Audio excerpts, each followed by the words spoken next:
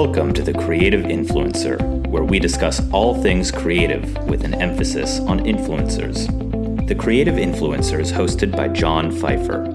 John is an entertainment attorney in Santa Monica, California, who represents influencers and other creatives.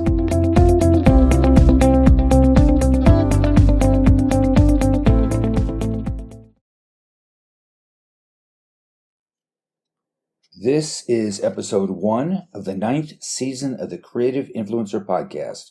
Today we interview Sloane Price. Sloane is a TikTok influencer with over 800,000 followers. She is also the youngest guest we've had on the podcast to date. Sloane shares how she uses AI to assist content creation, her strategic approach to building a successful TikTok channel, and her investment in other young influencers and their businesses. Sloane's passion project is taking what she terms audience first girls and helping them become product first with engaging brand deals and sponsorships. Enjoy. And joined today by Sloane Price. Welcome to the podcast. Thank you for having me. I'm excited. So I'm going to give a little background. You have over 800,000 TikTok followers and growing fast. Mm-hmm. You are the youngest guest I've ever had on the podcast. Am I really? Yes, you are. Wow. Well, I can't wait to get that Gen Z perspective. Yes. And so we know how that is. How old are you? I'm 16 years old, soon turning 17. And you're in high school? Yes, I'm a junior. I was I mean, I follow grade. What grade? And then in what state do you live? I live in Texas. Okay. So I want to set the scene before I get into the nuts and bolts of the interview. But I looked at some videos of you, YouTube videos, that your mom was kind enough to direct me to. One was of you it was titled TED Talk Making a Movie by Sloane Price, posted 8 years ago, which would make you 8 years old. Wow. Yeah, it was fun to watch. What do you remember doing it at all? I don't really remember doing it, but I do know that we love to do our little fake TED Talks whenever we were Yeah. young. And I mean, ever since I was little, I've been obsessed with public speaking. It's one of my favorite things, performing, being on stage. So it makes sense that that's up there somewhere. I'm sure there's lots of What, speaking videos throughout the internet of and me. then, I mean, that leads into the next, that you're obviously comfortable in front of a camera. And I was Yes. going to ask how you are in front of a live audience. I mean, honestly, I think I'm even better. I did theater for a while, musical theater, whenever I was young, up until COVID. I loved it. And then, Whenever you were young. yeah, okay, I know I'm still young, but I mean, maybe from the ages of about 6 to 11, I did Okay. theater prior to COVID. And after COVID, unfortunately, crashed one of my shows whenever I was playing my dream role of Matilda, which devastated me. And I was so bitter and heartbroken over that I quit theater completely, even whenever things got better after COVID. And then I transitioned to another onstage activity, which is pageantry. I recently gave up my title as Miss Texas Junior Teen, and that is, I guess, currently the sport or extracurricular that I do. And I also throughout high school do speech and debate. So really, I've never been an athlete, I've never been a sports girl, but I have always loved to use my voice and speak. Which there was a talk on AI that was associated with the National American Miss Texas Junior Teen pageant. Yes. And you were talking about AI and education, and you you were talking about how you use it. And I'm curious if this really took place. You said that you use it to compare history concepts to Taylor Swift songs. Sounds crazy, but it's true.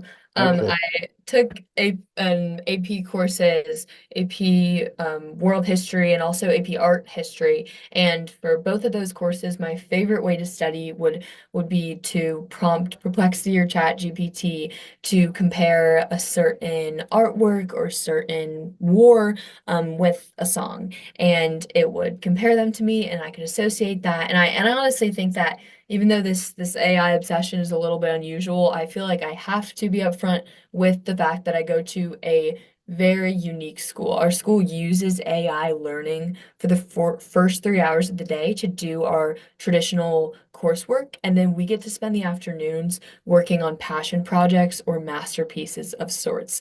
And I think that it is because of that, and it's because of AI and because of this unique school structure, that I've been able to um, really get started on all of these things that I'm doing as far as social media and business.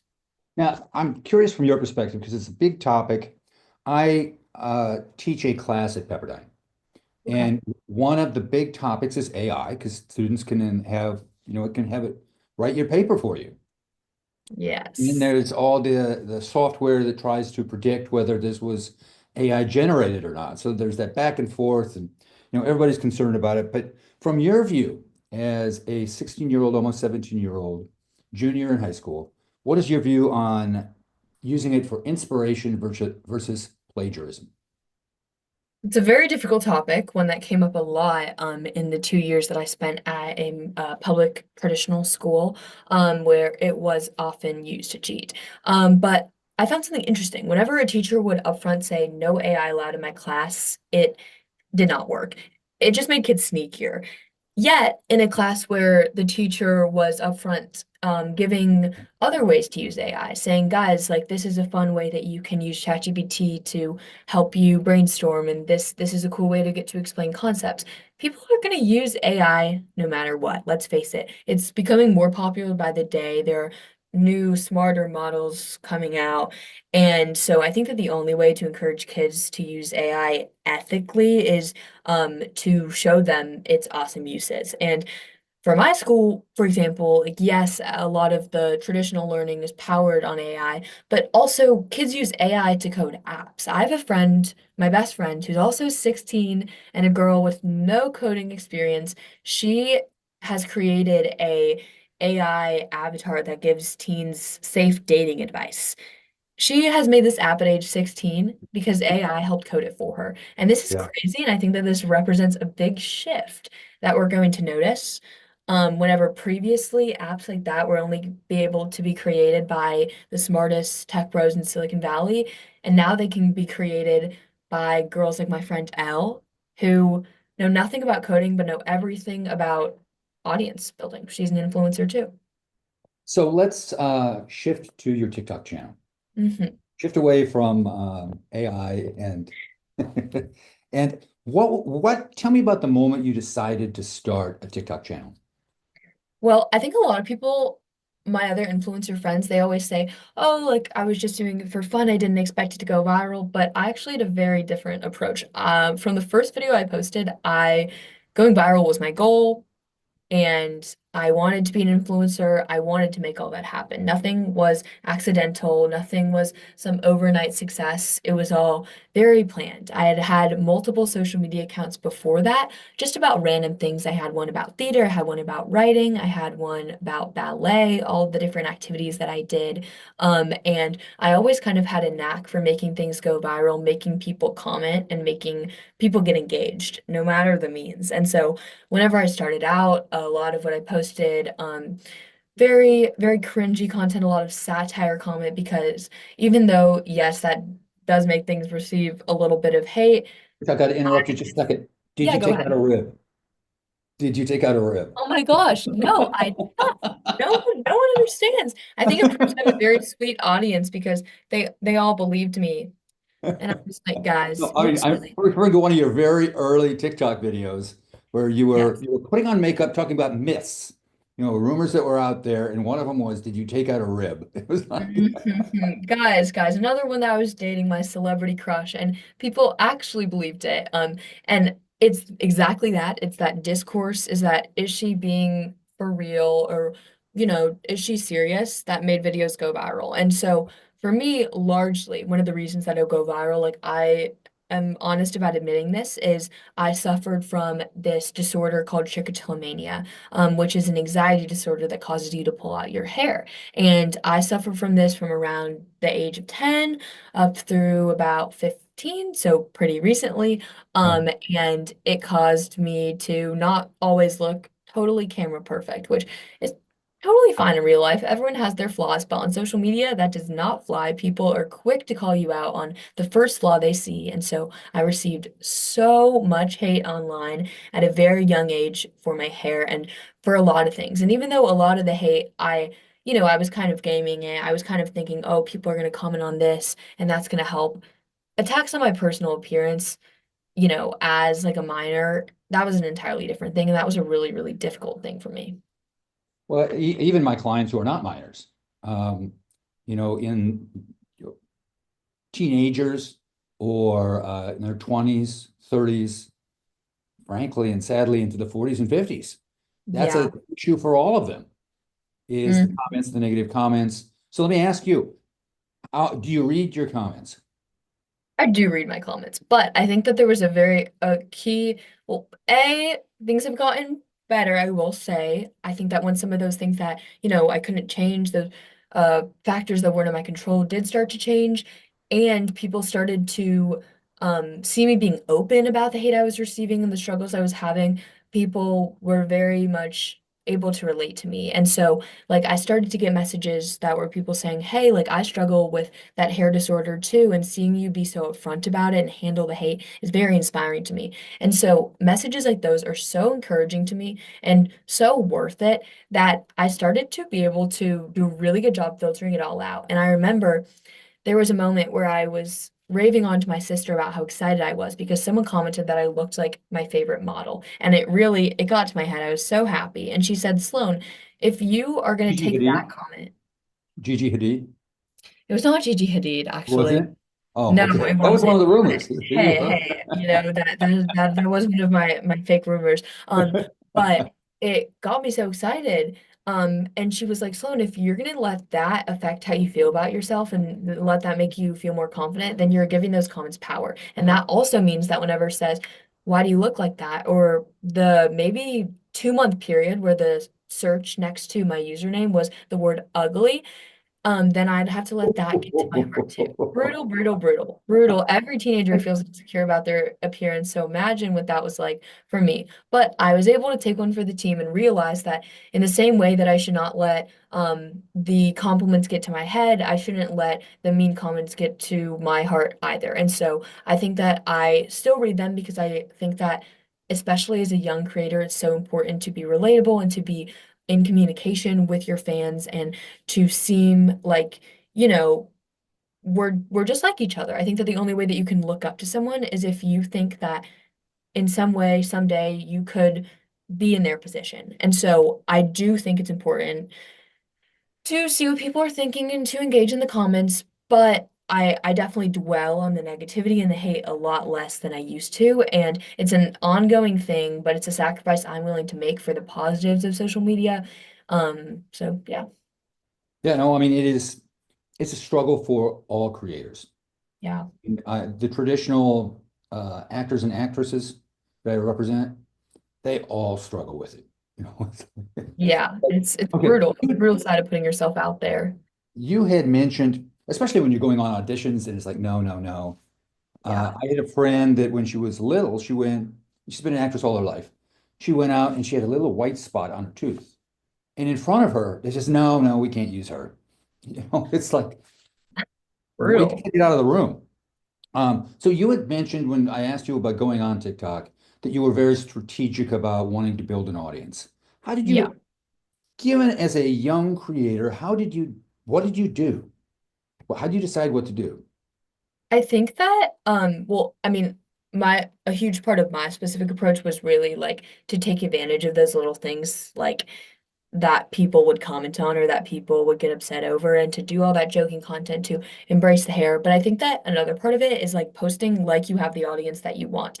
In pageants, a huge piece of advice is to walk across the stage like you've already won the crown. To like go into it with that mindset that you're already the queen, that you're already the winner. And then that will give you the confidence that you need to become that. And so post like an influencer. I think people are always like, "Oh, that's embarrassing," like to go in there and pretend like people care about what I have to say. But the only way for them to think you're saying something worth listening to is if you think it's worth listening to as well. And so I went out there, like I got the best lighting I could get. I filmed in a place that I knew worked, and I approached it with like the professionalism and with the support that an influencer would, not just a random girl posting online. And I think that that's where I was able to kind of establish myself in that way, where I'm not just some person that occasionally goes viral, but a real content creator and a real figure that people can recognize. And so I think that it's that mindset that I've probably been posting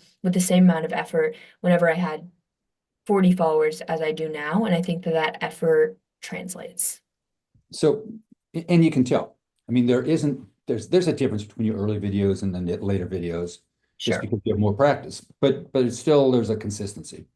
So Mhm. tell me about your creative process.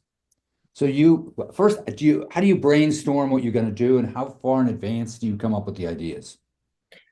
Mm, I think that a lot of what I do, well, I do have some things that are like very personal to me. Like I'm one of the only teenagers that is posting about trichotillomania or that is posting about pageants. So those things are very original. Like I oftentimes have very original experiences to talk about.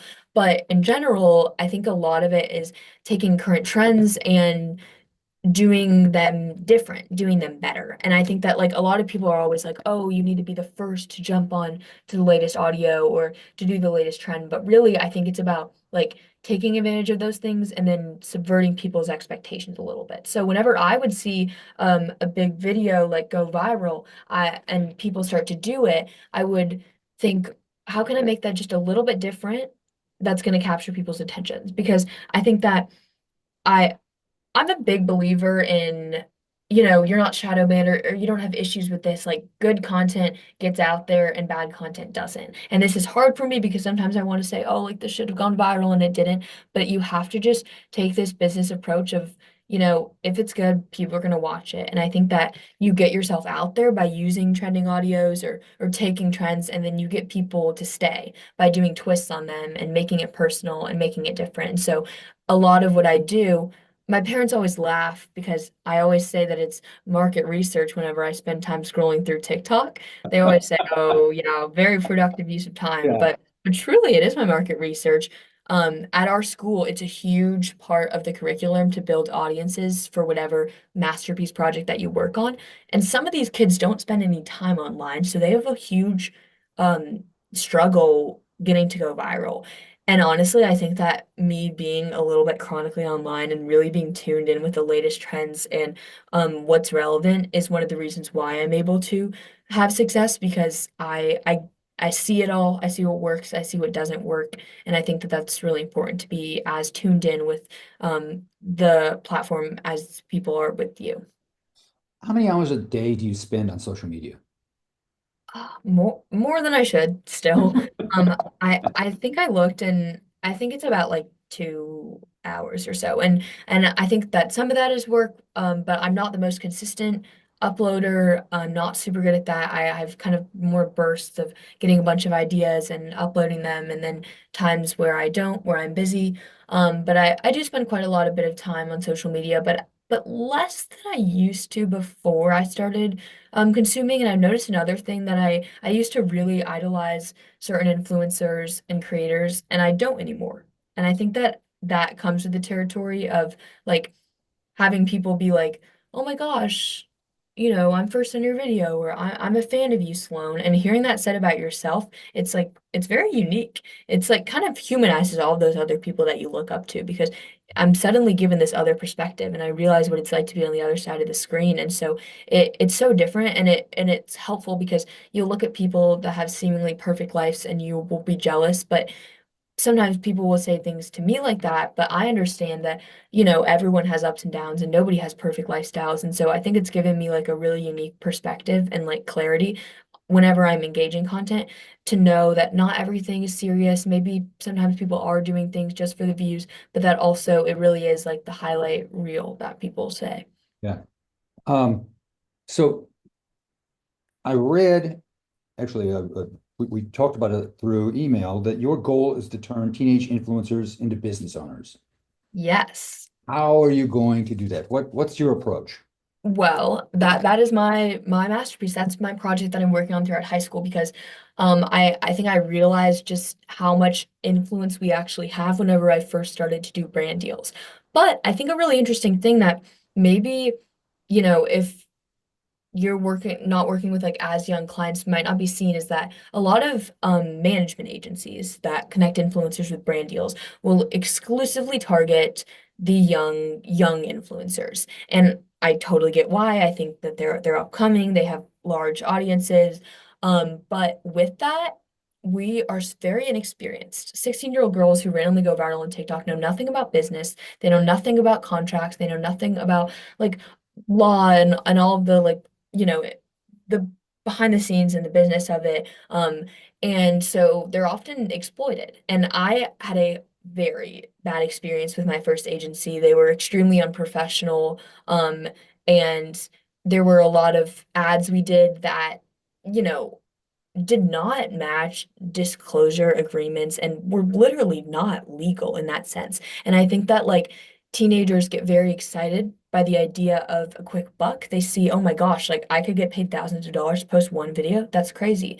But I think that teenage girls like me who have large audiences actually have the potential to be making so much more and doing so much more than just temporary advertisements. I think that in the beauty industry, things get very oversaturated, and the more that you say, oh, this is the best lip gloss, and then next week you're saying, no, this is the best lip gloss, eventually you start to lose impact in your voice. And I think that my goal is to, instead of influencers being the messengers, to find a message of their own, because ultimately we've seen influencers rise and we've seen them fall as years go by, and I honestly think that the only way that you can make influencing not a temporary thing is by adding that element of ownership to it. And so for me personally, I'm investing in girls, and this is still maybe in the early stages, but I'm going out there and kind of finding like about 5 to 10 clients I'm focusing on now and helping them launch their businesses, giving them the resources that they need, really finding out what impact they want to have online beyond getting sent, their favorite products and getting to promote that out there. And um, instead of getting, 20% of these deals that they get, it's more I'm having equity in their businesses because I'm investing in them. And I think that investing in communities is a great move. And I think that having a community is the new market. And I think that again, like I was saying, tech bros to teenage girls because of the capabilities of AI, that we have the potential to even escape the like female industries of fashion and makeup and beauty and create things like apps and create, technology things that have a lot of permanence and can help these girls really like establish a place for themselves online. And so that's what I'm super passionate about. And that's what I'm trying to work on right now. And that's the project you're working on, your passion project at school. Yes, and that's awesome that I get to have the time to do this. And so I think that I'm kind of I always say not taking one for the team because it's not like I'm making a sacrifice, but I'm kind of deciding that my role, what I feel called to as a creator, isn't just to, make my own business and maximize my audience, but to help these other girls because I've got to meet so many amazing creators in different like events, different influencer events that I've got to go to, and so many of them are unhappy in their agencies and feel like they're being taken advantage of. And I think that there's amazing parts about the like management agencies, but it's hard whenever you're signing 14, 15-year-old girls who know nothing about it and neither do their parents. Like it's a very blurred line. I would And tell you that most of my new clients come to me because they want to get out of their management contract. yeah, It's not working out and want to get into a new one. And then we have yeah. a relationship that way. It's a very common, and Hmm. especially people starting out because they tend to take any deal that's offered to them Exactly. with any legal terms. Even if it's like you really shouldn't have done that. So where did you get the idea of taking an ownership interest versus a percentage? I kind of base a lot of this off of like Y Combinator, but it's kind of like a new approach because it's more of a Y school. They take product first teams of tech bros and turn them into audience first and customer first and teach them like how to get their product out there. And then for me, I'm doing the exact opposite. I'm taking audience first girls and I'm going to try to give them products, like make them product first. And so in that same way that they give an investment into those people because they see the potentials in their products, I'm going to give an investment to these girls because I see a potential in their audiences. And so that's kind of like the framework that I'm taking. But I just think it's evident whenever, you go into a girl's video and every single person is asking her, where did you buy those jeans? And I need to get those jeans that, Yeah. she could be doing a lot more than, getting 10% back on the jean sales for whatever company she's Right. working with. Right. So I have one final question for you because I try to keep these interviews at about a half hour. Okay. Where can people find you on the internet? You can find me on TikTok at @SloaneAlex_. And the same goes for Instagram and for YouTube as well, which I'm hopefully about to expand upon. And you will see all of my content on there. Thank you. I'll be right back. That's it for this time. If you enjoyed our podcast, please write a review on iTunes and tell your friends to subscribe. If you have any questions about influencers or suggestions for future episodes, email them to John at Pfeiffer@pfeifferlaw.com. Thank you for listening.